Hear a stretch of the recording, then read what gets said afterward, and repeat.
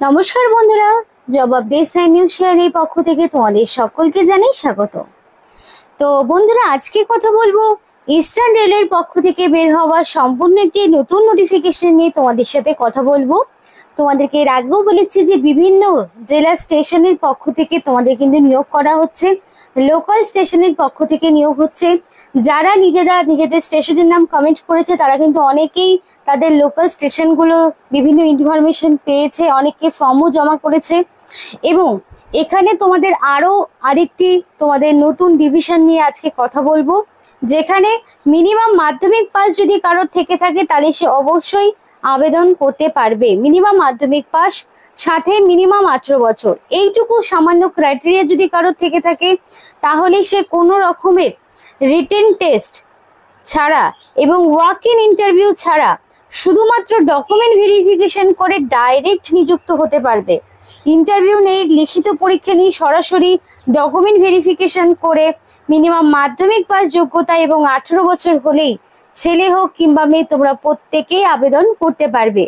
এবং এই ভিডিওর মাধ্যমে তোমাদের অ্যাপ্লাই প্রসেসের সমস্ত A to Z তথ্য তোমাদের সাথে শেয়ার করব। তো ডিটেলস বলার আগে তোমাদের প্রত্যেকের কাছে আমি একটাই রিকোয়েস্ট জানাবো যে যারা এখনো আমাদের এই চ্যানেলটিকে সাবস্ক্রাইব করোনি তারা ঝটপট চ্যানেলটিকে সাবস্ক্রাইব করে পাশে থাকা বেল আইকনটি ক্লিক করে দাও, যাতে করে পরবর্তী সমস্ত ইনফরমেশন পেয়ে যেতে পারো। তো চলো বন্ধুরা, দেরি না করে এবার অফিসিয়াল নোটিশ নিয়ে ডাইরেক্ট বিস্তারিত আলোচনা তোমাদের সাথে শুরু করব।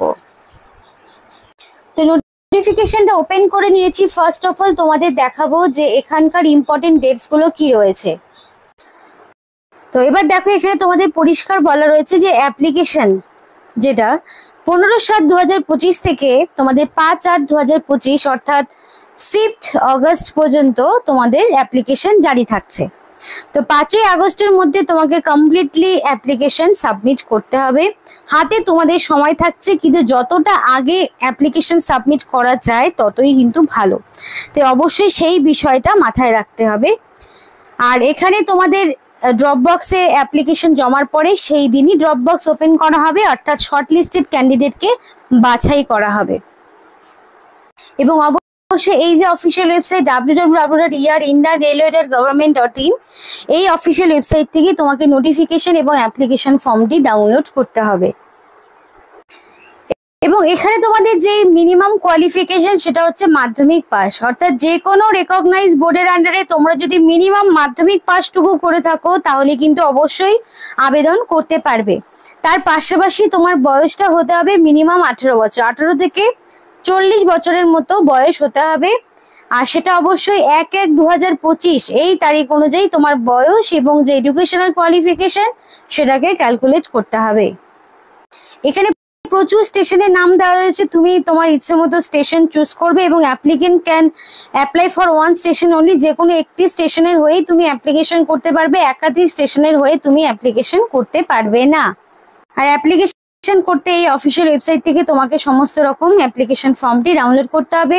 উইদাউট সিগনেচার এবং প্রপার অ্যাপ্লিকেশন ফর্ম, ফটো এগুলো না থাকলে তোমার কিন্তু অ্যাপ্লিকেশন সম্পূর্ণভাবেই ক্যান্সেল হয়ে যাবে। তো এখানে তোমাদের অবশ্যই তোমাদের কোন রেজিস্ট্রেশনের হয়ে অ্যাপ্লিকেশন করছো সেটা তোমাকে অবশ্যই দিতে হবে। রিসেন্ট কালার পাসপোর্ট সাইজের ফটো, তারপর সমস্ত রকম ডকুমেন্টস, আইডি প্রুফ, আধার কার্ড, প্যান কার্ডের মধ্যে যে কোনো একটি।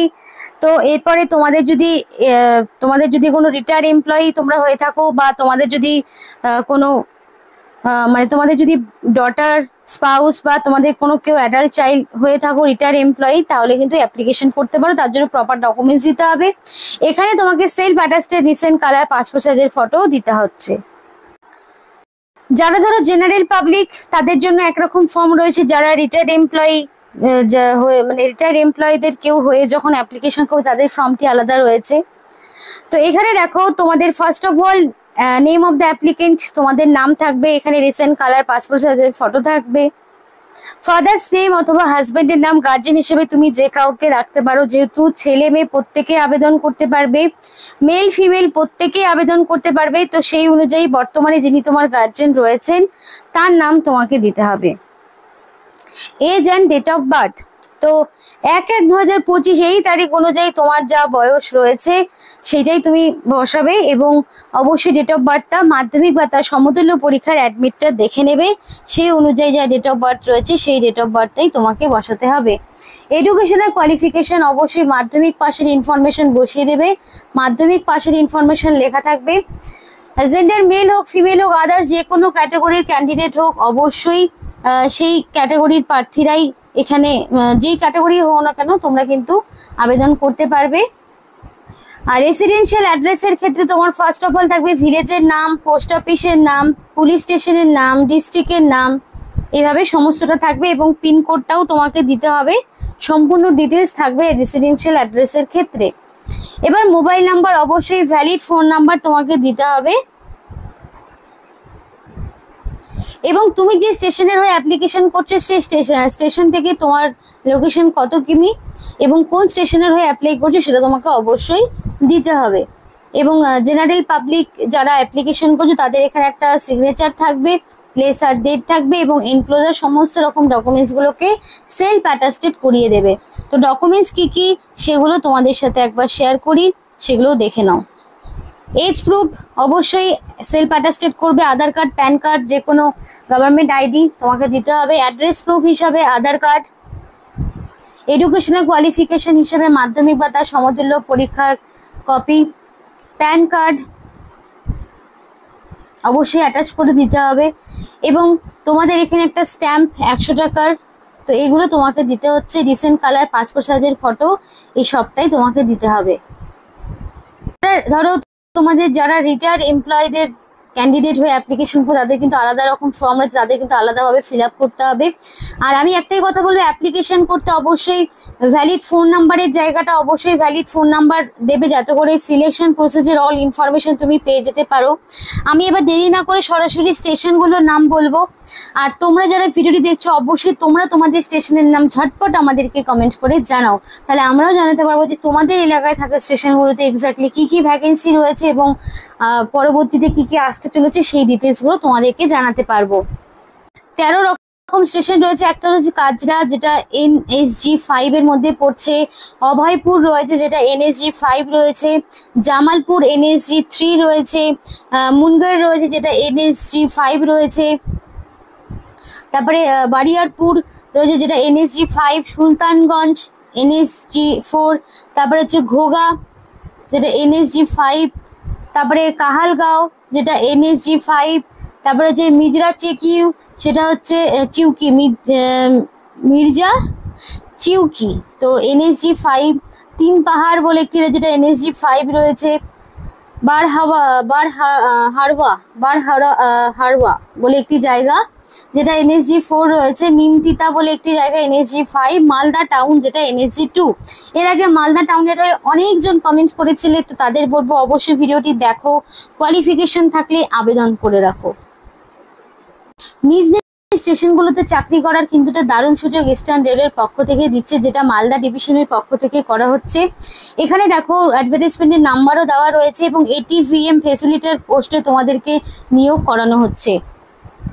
এবার ফেসিলিটারে ঠিক কি ড্রেস পরতে হবে, মেয়েদের মেল ফিমেল হিসেবে আলাদা রয়েছে। মেল হিসেবে blue shirt and blue trouser, আর ফিমেল হলে পারে ফিমেল ফেসিলিটার হলে blue sari, blue salwar and blue kameez.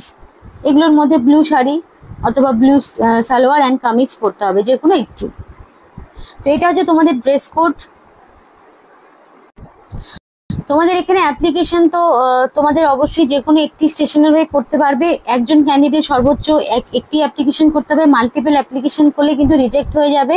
Proper information না থাকলে অ্যাপ্লিকেশন কিন্তু রিজেক্ট হয়ে যাবে। এবং এই যে ঠিকানা রয়েছে এই ঠিকানায় তোমাকে অ্যাপ্লিকেশন পাঠাতে হবে এবং অ্যাপ্লিকেশন থ্রু পোস্ট অবশ্যই রিজেক্ট হয়ে যাবে, তাই অফলাইনে তোমাকে অ্যাপ্লিকেশন সাবমিট করতে হবে।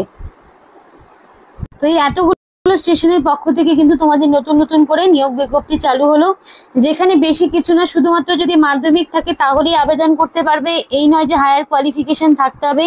ন্যূনতম শিক্ষাগত মানে হায়ার কোয়ালিফিকেশন থাকলেও সমস্যা নেই, না থাকলেও কোনো সমস্যা নেই। ন্যূনতম কোয়ালিফিকেশন রয়েছে কিনা শুধুমাত্র সেইটুকুটাই দেখা হবে।